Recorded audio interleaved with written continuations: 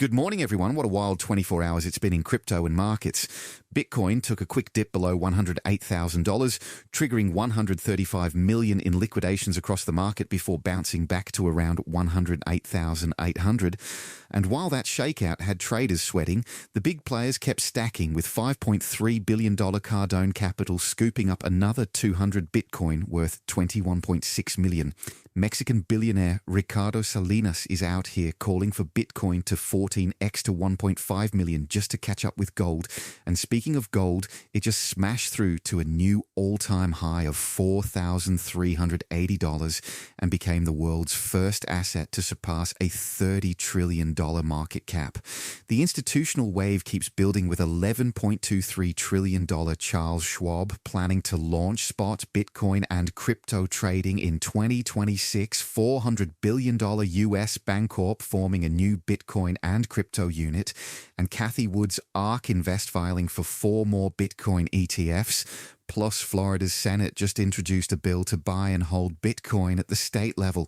Even Steak and Shake is getting in on the action with a limited edition Bitcoin Steakburger, because apparently nothing says adoption like fast food tie-ins.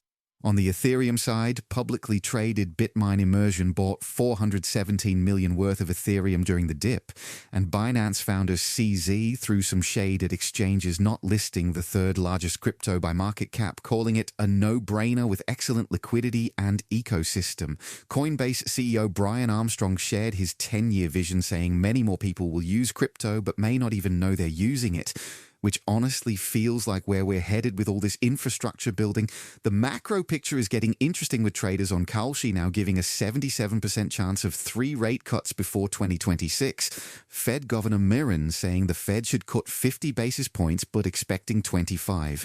And Fed President Kashkari noting the economy may not be slowing as much as we think.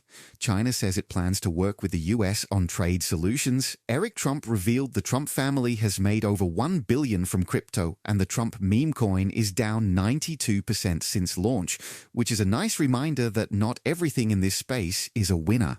In broader markets, US stocks have more than doubled over the past 5 years, while bonds are down 1%.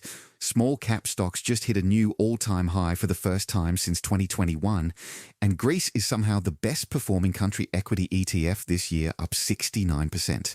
Taiwan Semiconductor crushed earnings with revenue of $33.1 billion, and strong demand for their 3nm, 5nm, and 7nm nodes driving 74% of wafer revenue.